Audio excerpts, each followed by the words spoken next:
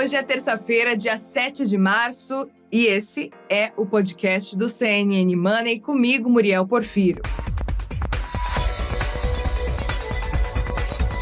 Os olhos do mundo estão voltados para a fala de Jeremy Powell, o presidente do Banco Central americano, no Congresso. Por lá, a expectativa é de que ele fale a partir do meio-dia de hoje e que seja sabatinado pelos parlamentares depois de apresentar o relatório de política monetária ao Comitê Bancário do Senado americano. Marco Caruso, economista-chefe do Banco Original, comenta sobre o que podemos esperar sobre essa fala de Powell. Vamos ouvir. A grande pergunta que o mercado, os investidores, tem se feito é o tamanho da dose extra de juros que talvez seja necessária ter ali nos Estados Unidos. Dose extra de juros mais altos, né? Basicamente, o Fed já fez um belo ajuste, né? Estamos ali perto de 5% ao ano de taxa básica, mas a economia está dando sinais que pode reacelerar. O mercado de trabalho nem sentiu esses juros mais altos, está super baixo, né? Eles estão perto do que os economistas chamam de pleno emprego, um desemprego baixíssimo. Consequentemente, o consumo continua forte.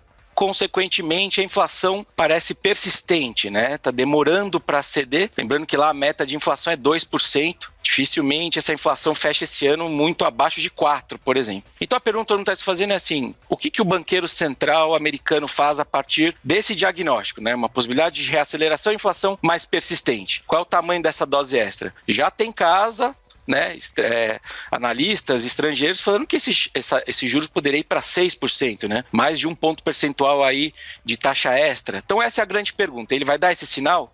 Qual que é o diagnóstico dele?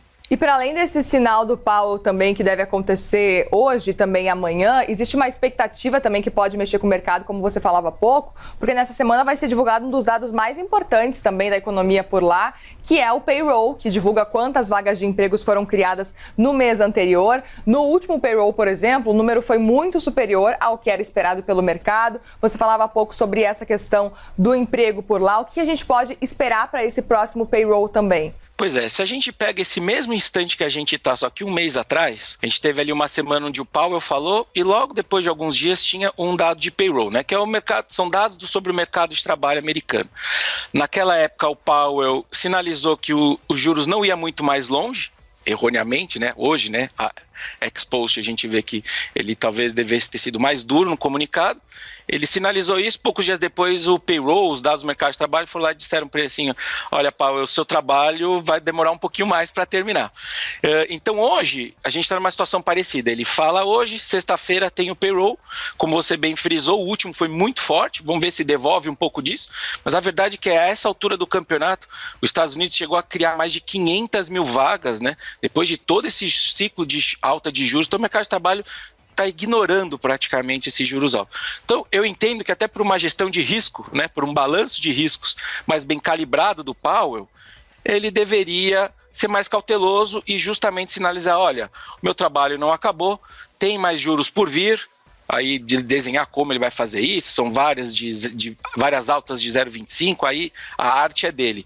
Mas eu entendo que ele vai com cautela, até porque na sexta, se ele não for cauteloso, na sexta ele pode, mais uma vez, ser desmentido, né, pelos dados do mercado de trabalho, de que os juros não precisam ir tão mais alto. Então, acho que é por aí que está o jogo, né? E o desemprego ali, americano, perto de 3,5, vai, grosso modo, assim, é muito baixo, né? Ele retroalimenta salários mais altos, inflações mais altas. Então, se eu sou o banqueiro central, essa altura do campeonato, depois de entregar um ciclo de alta de juros tão alto e ainda está sendo, né, estar em dúvida se está dando certo ou não, eu seria cauteloso e sinalizaria mais altas de juros. Cauteloso no sentido de juros mais altos e mais altos por mais tempo também.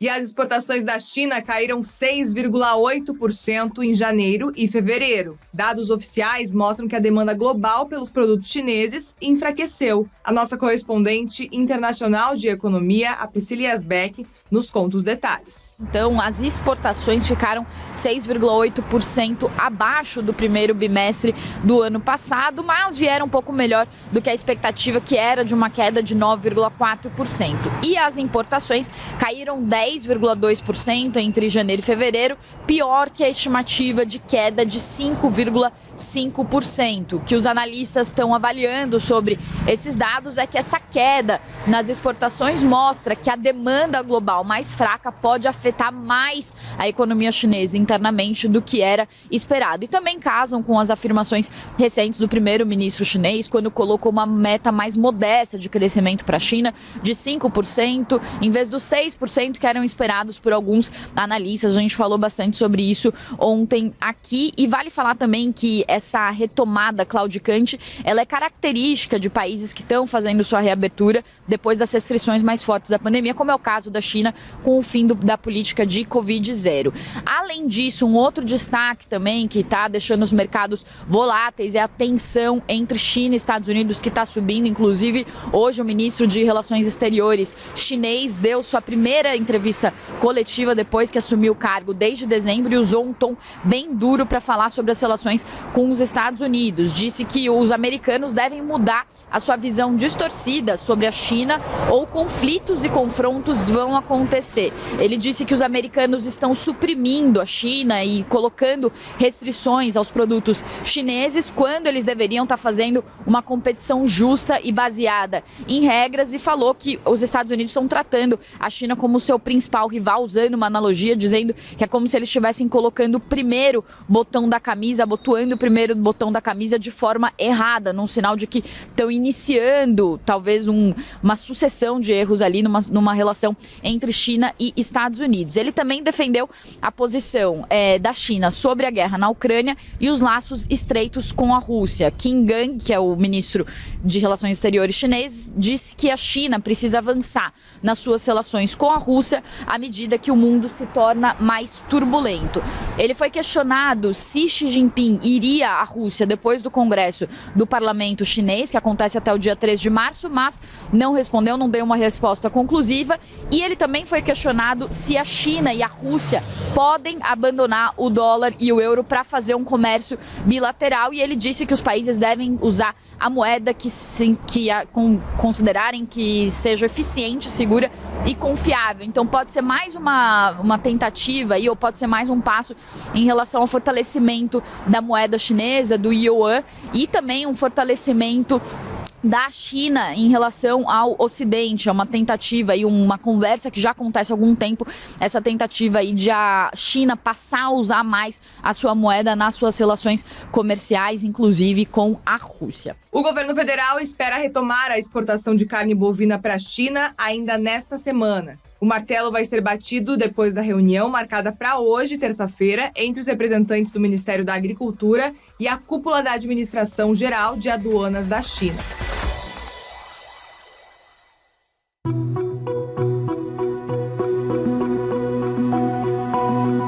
Enquanto isso, as especulações em torno do novo arcabouço fiscal seguem, viu? A regra envolve um projeto de lei complementar a ser aprovado pelo Congresso Nacional. O ministro da Fazenda, Fernando Haddad, disse que o texto vai ser apresentado agora para outros ministérios que compõem a ala econômica, para depois ser entregue ao presidente Lula. Em entrevistas recentes, Haddad tem dito e defendido a adoção de um arcabouço simples, objetivo e menos detalhado. O Banco Central libera a partir de hoje o acesso a pedidos de pagamento do dinheiro esquecido em bancos e financeiras. Ao todo, 6 bilhões de reais estão disponíveis para mais de 40 milhões de brasileiros. Renan Fiuza tem as informações para a gente. Desde terça-feira passada, a consulta ela já estava valendo, então as pessoas podiam acessar o site do Banco Central justamente para saber se tinha aquela grana, que você esqueceu. Portanto, a partir de hoje, às 10 horas da manhã, os saques eles já podem acontecer. Vamos só lembrar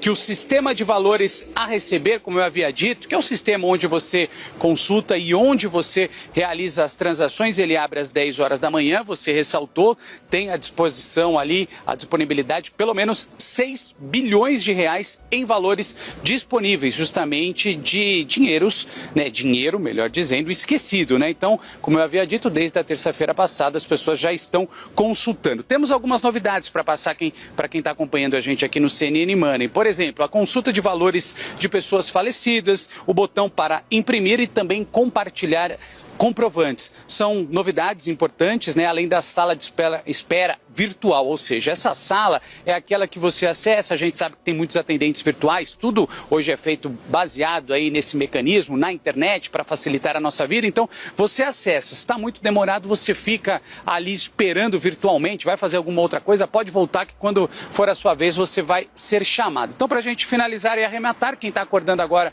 e quer saber como é que faz para consultar o valor, acesse o site valoresareceber.bcb.gov.br, depois para fazer a consulta, você precisa informar o CPF, data de nascimento, isso no caso, obviamente, de pessoas físicas. Já no caso de pessoas jurídicas, você precisa acessar aí e colocar o número do CNPJ e o usuário, obviamente, vai verificar se há ou não o valor a receber, né? A gente torce para que todo mundo consiga aí resgatar, né? Acima de tudo, para facilitar a velocidade desse resgate, você precisa informar uma de suas chaves Pix, ou seja, terça-feira boa para quem tiver esse dinheirinho esquecido, né, Muri? O ministro da Fazenda, Fernando Haddad, disse nesta segunda que validou com o presidente Lula o desenho do Desenrola, o programa de refinanciamento de dívidas que o governo planeja lançar nas próximas semanas. Essa que foi uma das principais promessas de campanha de Lula, viu? E o programa começou a sair do papel, mas ainda não tem data para ser lançado. O programa será oficializado por meio de uma medida provisória que vai ser enviado ao Congresso Nacional quando estiver pronto. Esse foi mais um podcast do CNN Money. Obrigada pela sua companhia e até amanhã.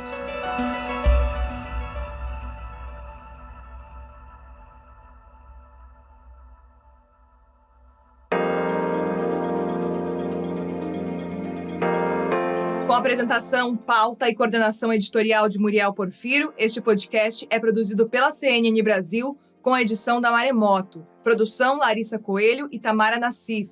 Edição, sonorização e coordenação técnica, Felipe Gomes. Coordenação de produto, Verônica Schneider. E você também pode ouvir o CNN Money no site da CNN Brasil. E aproveite, claro, para conhecer os nossos outros programas em áudio. É só acessar cnnbrasil.com.br/podcasts. Até mais, obrigada.